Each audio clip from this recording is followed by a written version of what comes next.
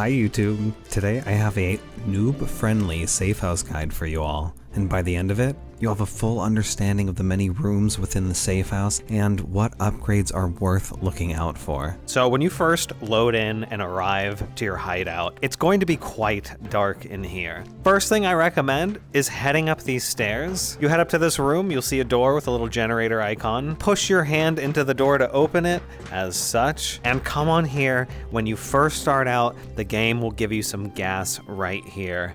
This is going to be your generator. It's going to power all the lights and other things, we'll go over those later, that you can use in the hideout. Grab your gas can. You're going to use the grip to grab almost everything. And if you're ever curious, because sometimes you need to pull the trigger to grab, you can just hover your hand over whatever you want to pick up. In this case, we want to take this cap off. And it says T there. Do you see that? That's T for trigger. And if I put my hand over, it says G for grip. So if you're ever not sure what to push, just look at the letter and follow the instructions. So we'll pull the trigger, pull that off. Took the cap off of the top of the generator here, and we're just pouring it straight in. You can kind of leave it there and let it do its thing. As it fills up there, we can hit this red button. You just slam it with your fingers, and we have some light. You guys can actually see. You don't have to live in the dark. But let's start off with where all of your starter guns are going to show up and be. It's going to be here in the armory, this gun icon door. You're gonna have some kits and things that the game will give you to start off. Feel free to grab whatever you want here. Things can be placed on the mannequins, as you see. And let's go over placing guns on this pegboard wall if you ever wanted to in the future when you win some of your raids. You would think that you just kind of slam it up against and let go, and that'll work in some cases. It looks like it's gotten better. Just kind of hold it out, wave your arm around until you see a copy of the gun on the wall, position it accordingly, and just let go, and it'll go exactly where you want. When you start off, you're not going to have these extra doors opened and unlocked. There are bunker upgrades, which I will show you in a little bit how to use and go through. But before I do, the other room you're going to have unlocked is going to be this storage room here. You'll start off with a few little supplies in here, some NRSs, which are healing items and bandages. This is a good opportunity to talk about how storing even works in the game. Oh, look, I left an item here on the counter, but when I came back from raid, it's gone. It's not there anymore. Where do I put items so that they actually stay and don't disappear later on me? And I'll show you just that. Any surface that has this blue outline, it might be a different color for you, but you're gonna see an outline here. It's blue for me. Anywhere within that outline, you can comfortably put items and they will stay. If an item is properly placed, you can always check by grabbing another item and just trying to hit it. If it doesn't move at all, it's saved there. You put it in the right spot, you're good to go. And I'll show you an example of it not being saved. Let's say you're really close to the edge, you're like, maybe that's good or not. So we put it in there. We can see when we hit the item, it moves, so it is not saved. So just make sure it's in. It'll be stuck. You can always check it by slamming in another item, but easy rule of thumb, within the blue, it's going to stay. And you can stack items up quite a bit too. The height of this is taller than you might think. Storage, mainly gonna take place in here. You can eventually upgrade it, get extra storage rooms, lots of racks. And then we'll move into our next room that's automatically unlocked for you. It's gonna be the kitchen in here. You're gonna have some food and water to start off with. If you look at your watch, you're going to see your food and water stat. You have your stamina, your weight, your health is all the way around the outside. And you need to maintain your food and water when you're in raid. You will get thirsty or hungry. Eating certain foods will dehydrate you more, energy drinks and chews, etc. So keep a close eye on your food and water. Make sure to refill up here in the kitchen. Water has a lot of uses in this game. It's not just for drinking. And you're gonna run into situations where you drank the whole water bottle, but now it's empty. And you're wishing there's some way to refill it. There is a way to fill these water bottles up. Over here you have a sink. Open the top of your water bottle, turn the sink on with the grip, and put the water underneath. it's actually going to fill up. Make sure you don't leave your sink running, because as it runs, it's slowly using up this water filter on the side here. We can see the durability of it going down. Once that's out, you will not be able to use this sink until you find or buy a replacement from one of the traders. The next room that's going to be very important is going to be this trade room. There's a lot of things that can be done on our computer, but let's start off with the rations tab. In here, you have 6-hour, daily, and weekly rations. These are items, that will tell you what they are here, that you just get for free every time that time passes. Let's look at the main tab here, receive items. You might even notice some things already in here right when you start. Maybe you have some DLC guns that you purchased that might show up here. Anything that we buy from the shops will appear here. Anything that wasn't placed appropriately in a storable slot and you come back and it's gone, it is gone to the kiosk. So if you ever thought you've lost something, it will likely be here in the kiosk. On this screen, you can just select whatever you want to get. A little quick, easy tip, instead of trying to grab this scroll bar and move it and click on the right places, you can just put your finger which menu you want to scroll, and then on the right joystick you can just push it up or down and it will scroll for you. So if I want to scroll up and down on this list, I do that there, and we can do that here as well. But there's lots of categories here. You can go to just your ammo boxes if you've got a lot of junk in here like I do. Ammo crafting, armor, anything you need, just look at the categories. You can grab what you want. Off here to the left in the trade room, you're going to see this conveyor belt. This conveyor belt is where we can sell anything we'd like to. If you get some items out in raid, you want to check their value, or sell them so that you can afford things later, you're going to do all of that here. So you can just throw any items on here. You can even throw an entire backpack full of loot just on the conveyor belt, and it'll take care of it, scan it, and your items will show up here, and we can decide how to sell it. Just like in Tarkov, there are different traders that like different items more and therefore pay out more. You will be very tempted to use the sell all button, and you can, but you will make a drastic difference in amount of money. If you were to sell manually, you will make a lot more, sell to the most trader. So I recommend doing that. But in here, we can see the flashlight that went in. We can take a look at all the traders, and you'll learn over time who takes what. Minty's gonna take like all armor type things and gear type things. Merrick likes any little collectibles or crafting items. Spectre will pay the most for any guns or gun parts. Shiro will spend the most on magazines, so if you have mags from guns you're selling, definitely go to Shiro. Jiri is gonna be our food guy. The rest do have their place, but those are our big ones there. So we've got the flashlight, we can just click sell on Spectre, and we get our money. Now, let's say you dump a whole backpack into here, and there's some things that you want to keep that you didn't take out yet, and they're in the conveyor belt. It's very easy. You can just literally hit return on whatever you don't want to sell, and it'll show back up in this kiosk here. And that is the trade room. Trash can, I mean, look, it does what you think it does. You can throw anything in there and it perma-deletes it. The last room that you have unlocked automatically is going to be your vault and bedroom. Here, all of your money, I don't have very much right now, 9.7k.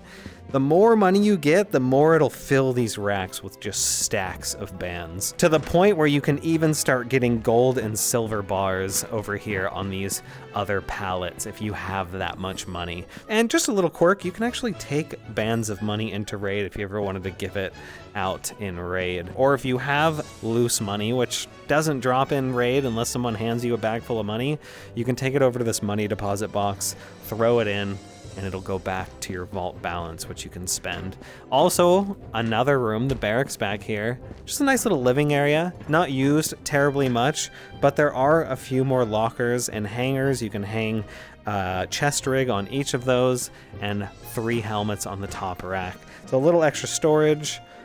2 more bag slots if you need more bag storage, and then a bathroom. If you press the menu button, it's different for everybody. So whatever brings this menu up for you, just start slamming a bunch of buttons on your controller. If you don't know what it is, you'll find it eventually. We have some options here. You can replay the tutorial if you want to, or just head to the market, because I want to show you guys the market now. So we're gonna go to the Tabor market, and this is where we're gonna be buying all of our stuff. What I want to show you, if you head back here, there's this guy Merrick, who sells bunker upgrades, since we're focusing on the bunker today.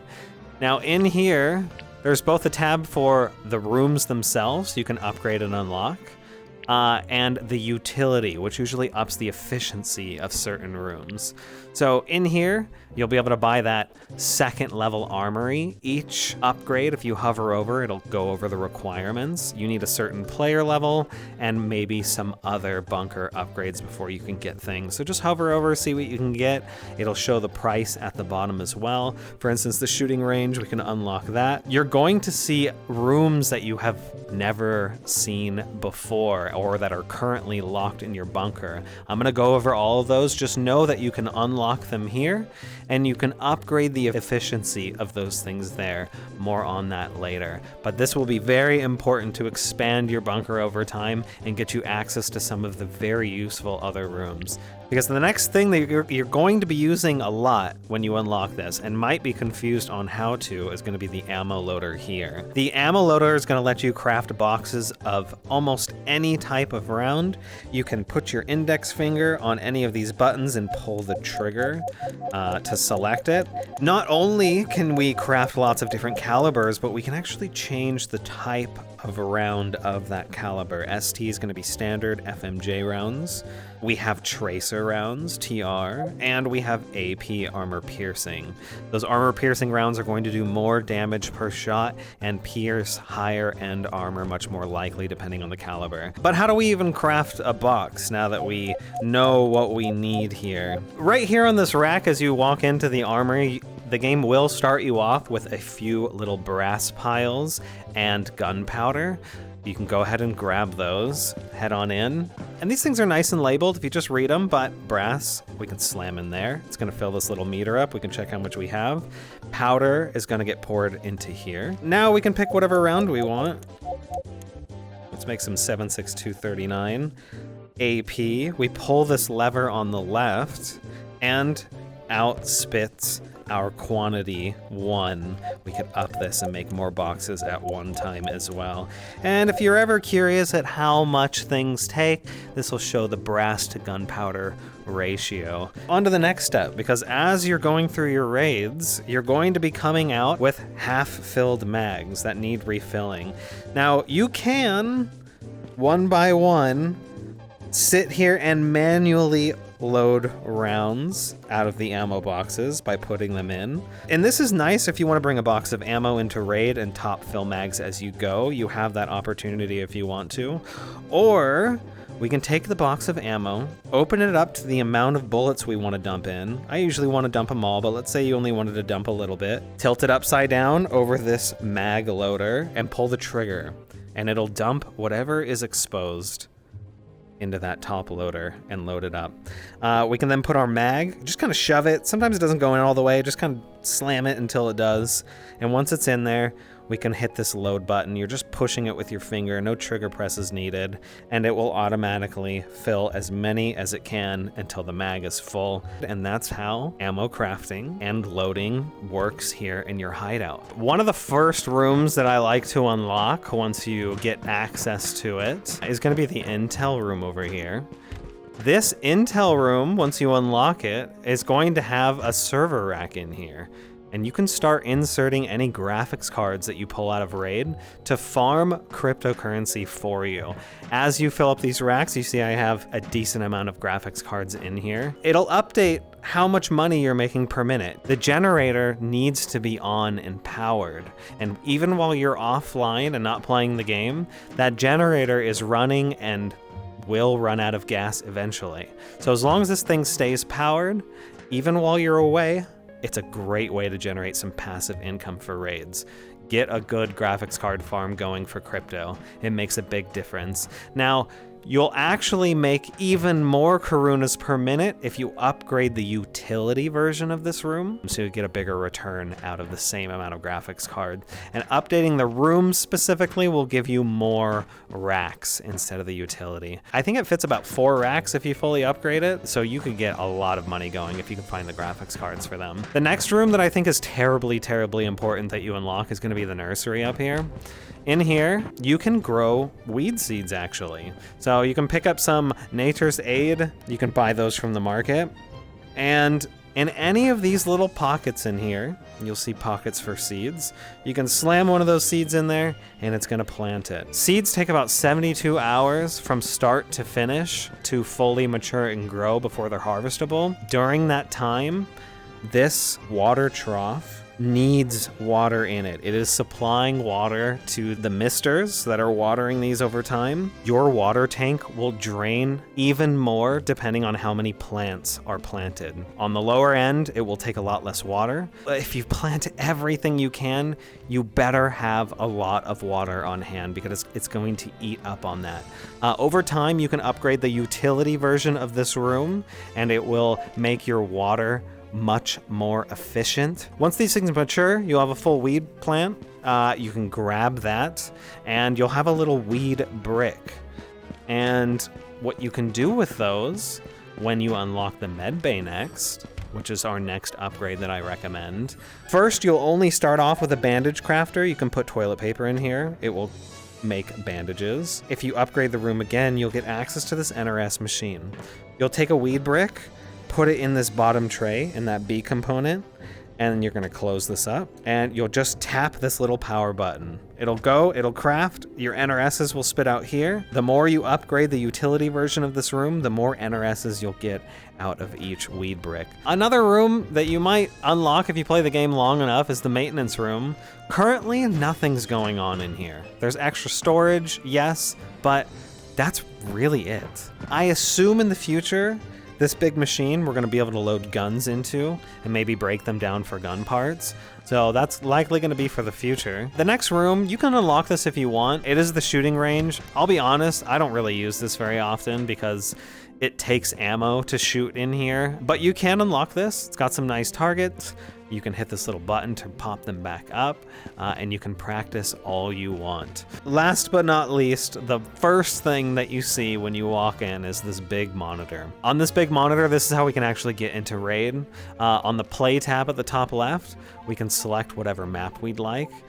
Here, it's gonna show us how many players can spawn into that map and how much time is given to us to extract. So you can pick whatever map you want, and here you can switch if you want to do a training match, which you won't lose any of your gear. There's no PvP, it's all PvE, but you can at least learn the map, run around without having to really worry about losing your gear because you don't understand the map enough. Or regular deployment, which is, this is just the regular game, PvPvE. You will lose your stuff if you die here. On top of this, you got a contacts tab. You can go over here to the add friend, search for somebody, get them added, and then on this friends list, you can just click on them and invite them to your squad. If you ever get any notifications, up at the top right, you can click this little bell.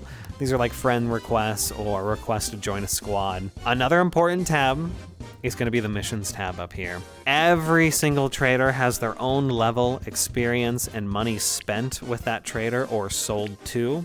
And these are all different reputation bars to fill up and level traders. As you level traders, you will get access to more of their merchandise. This is going to be higher end stuff as you continue to climb the levels. And on this mission tab, we can select missions for whatever specific person we want to level. And just read through these. It'll show you the experience, what they want of you.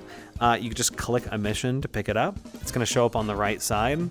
And once you're done with it, there'll be a claim experience button over here to the right on the mission tab, so make sure you check that. If you ever want to get rid of a quest, you can just click on it again, it'll go away. You can only have 5 active at once, so pick wisely.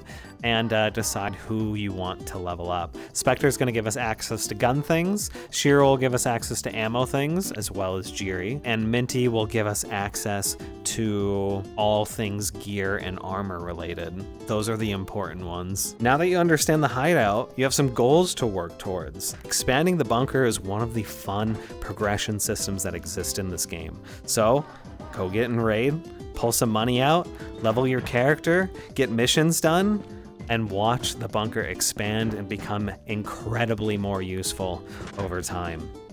Good luck out there.